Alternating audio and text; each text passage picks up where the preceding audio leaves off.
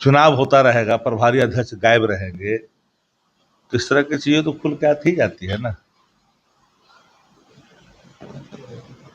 और प्रोत्साहन देंगे तो इस तरह की चीजें आ जाती है। हमारे लोगों ने ईमानदारी से किया है। किसको वोट दिया आपके लोगों ने? जो हमारे पार्टी का निर्णय था उसके अनुसार, जो अलॉटेड था जिन प्रत्याशियों के लिए, वहीं गया है। हमारे दल के अंदर में इन बातों को कोई सवाल, जो लोग अब्सेंट हो गए जरा उनसे पूछिए ना। बंगला के मामले पर तो कोई सवाल ही नहीं आनी चाहिए। हम लोग तो एक लाइन में कह दिया कि अनुकूल जिस दिन बना दिया, सेकंड भर में हम लोग पैदल चल देंगे। कहाँ हम लोगों ने कोई चीज की है? पात्रता में रखते हैं, ये बात अलग है। हम इंटाइटल हैं, वो सबको पता है। विशेष परिस्थितियां हमारे यहाँ है, वह भी सबको मालूम है। तत्कालीन मुख्यमंत्री ने विशेष परिस्थितियों में लालू जी के लिए इंतजाम किया था, वो भी बात पता सबको है। बावजूद आप चाहते हो खाली करवाना, यानी बदले की भावना से काम करना। फिर मानते हैं? मैं इनकाउंटर को कभी भी जायज नहीं माना। हमारा संविधान इसकी इजाजत नहीं देता। अगर अपराधी का बहसीपन आम लोगों की जान लेने के लिए मजबूर कर देता है, और वही चीज अगर पुलिस में आ जाए, वह भी बहसीपन का हिस्सा बन जाए, तो ठीक नहीं है।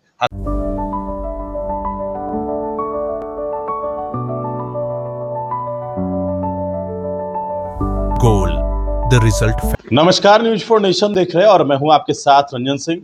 झारखंड में राज्यसभा के चुनाव हुए जिसमें 2 उम्मीदवार जीते। आपको बता दें कि निर्दलीय प्रत्याशी भारतीय जनता पार्टी ने उन्हें समर्थन दिया था, वह अभी जीते हैं, और एक जो है वो जेएमएम से जीते हैं। बात हो रही है कांग्रेस के जो राज्यसभा उम्मीदवार थे वो हार गए। हार तो गए थे राष्ट्रीय जनता दल के भी उम्मीदवार बिहार में। उस दौरान कांग्रेस के कई विधायकों ने यह कहा कि वो भूमिहार हैं, इसलिए हमने वोट नहीं दिया। किसी ने कहा ये राष्ट्रीय जनता दल का उम्मीदवार है, इसलिए हमने वोट नहीं दिया। अब समय आई जब कांग्रेस की झारखंड में, तो देख ही लिए रिजल्ट क्या है। राष्ट्रीय जनता दल के मुख्य प्रवक्ता शक्ति सिंह यादव है हमारे साथ बातचीत के लिए। शक्ति जी, हिसाब बराबर हो गया क्या?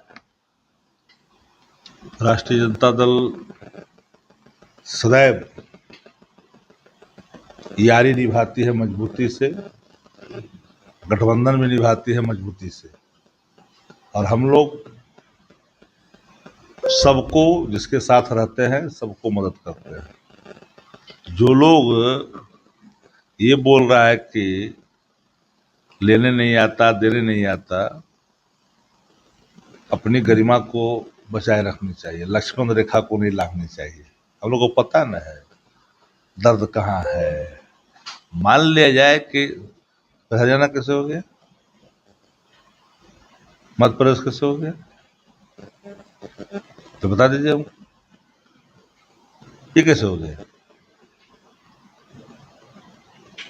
उड़ीसा कैसे हो गया? ये कौन सी बात है? अब आप अगर कार्रवाई नहीं करोगे, आपका भय ही समाप्त हो जाएगा। आपके लोगों के बीच में चुनाव होता रहेगा, प्रभारी अध्यक्ष गायब रहेंगे, तो इस तरह की चीजें तो खुल के आती ही जाती है ना। और प्रोत्साहन देंगे तो इस तरह की चीजें आ जाती है। हमारे लोगों ने ईमानदारी से किया है। किसको वोट दिया आपके लोगों ने? जो हमारे पार्टी का निर्णय था उसके अनुसार, जो अलॉटेड था जिन प्रत्याशियों के लिए, वहीं गया है। हमारे दल के अंदर में इन बातों को कोई सवाल, जो लोग अब्सेंट हो गए जरा उनसे पूछिए ना। अब्सेंट जो हुए कौन लोग हैं, जरा पूछे जाकर करके। ये अच्छी चीजें नहीं है। एका को बनाए रखने के लिए अब तो कम से कम चिन्हित करने पड़ेंगे पात्रों को। उठा करके ला के जो देते हैं, जिसको पंचायत का हिम्मत नहीं रहता, स्टैंडर्ड नहीं है, और उसको आप बना देते हैं प्रदेश का, तो ये सब ना भुगतिएगा। दूसरा सवाल, बंगला अब खाली हो रहा है। आपने कहा था पैदल चल देंगे, अब तो बंगला खाली। मुझे हैरानी होती है, बिहार में पता नहीं किस तरह की पत्रकारिता होती है। बंगला के मामले पर तो कोई सवाल ही नहीं आनी चाहिए। हम लोग तो एक लाइन में कह दिया कि अनुकूल जिस दिन बना दिया सेकंड भर में हम लोग पैदल चल देंगे। कहाँ हम लोगों ने कोई चीज की है? पात्रता में रखते हैं, ये बात अलग है। हम इंटाइटल हैं, वो सबको पता है। विशेष परिस्थितियां हमारे यहाँ है, वह भी सबको मालूम है। तत्कालीन मुख्यमंत्री ने विशेष परिस्थितियों में लालू जी के लिए इंतजाम क्या था, वो भी बात पता सबको है। बावजूद आप चाहते हो खाली करवाना, यानी बदले की भावना से काम करना, फिर भी हमने कहा कोई दिक्कत नहीं है, अनुकूल बना दीजिए, सेकंड में हम लोग सीधे चले जाएंगे। कहाँ उसमें मोह ममता है? जिसको तहखाना समझ रखा है, जिन आवासों को वो जाने, मुख्यमंत्री रहेंगे तो हम ही रखेंगे, पूर्व मुख्यमंत्री रहेंगे तो हम ही रखेंगे, वहां दिक्कत है तहखाना का। अब बाकी तो सब बात ही है। सवाल ये भी है कि भोजपुर में जिस तरीके से एनकाउंटर हुआ है, उस एनकाउंटर को आप कैसे देखते माफ करना, किसी प्रकार का कोई भी एनकाउंटर साक्ष्यों को दफन करता है। हैं? कानून इसकी इजाजत नहीं देता। अगर आप इनकाउंटर कर रहे हो तो अपराधी की जो भाषा है वही भाषा पुलिस की हो जाएगी, तो फिर कानून का मतलब क्या रहेगा? इकबाल दिखनी चाहिए शासन का। लेकिन जो लोग चिल्ला रहे हैं, हम बार बार यही आगाह कर रहे थे कि चिल्लाओ मत, जब आपकी फटके हाथ में आएगी उस दिन एहसास होगा। अपराधियों के कोई रंग नहीं, कोई उसके जाति नहीं, अपराधी अपराधी है, हम किसी को नहीं मानते। लेकिन हाँ, एक काउंटर वाला जो शब्द है, काउंटर वाला, ये घातक है। आज अब हुआ है तो लोग रेस हैं, कहाँ गए थे?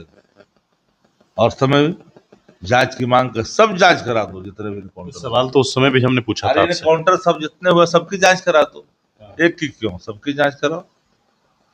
नहीं, हम तो उस दिन भी आपसे सवाल पूछे थे और आज भी सवाल पूछ रहे हैं। क्या ये सही आप मानते हैं? मैं इनकाउंटर को कभी भी जायज नहीं माना। हमारा संविधान इसकी इजाजत नहीं देता। अगर अपराधी का बहसीपन आम लोगों की जान लेने के लिए मजबूर कर देता है, और वही चीज अगर पुलिस में आ जाए, वह भी बहसीपन का हिस्सा बन जाए, तो ठीक नहीं है। हाँ, कार्रवाई कठोर होनी चाहिए। चलिए, बिल्कुल हमारे साथ राष्ट्रीय जनता दल के मुख्य प्रवक्ता शक्ति सिंह यादव थे। बयान आपने सुना है, कांग्रेस के नेताओं को चेतावनी देते हुए नजर आ रहे हैं। उस समय क्या क्या कहे थे? चुनाव होगा, प्रभारी और लोग गायब रहेंगे, और अब अपनी भाषा की मर्यादा अगर लागेंगे और किसी को भी लाकर बैठा देंगे, यह भी बात है। अब देखना है आगे क्या कुछ होता है। वनीश फाउंडेशन के साथ, नमस्कार।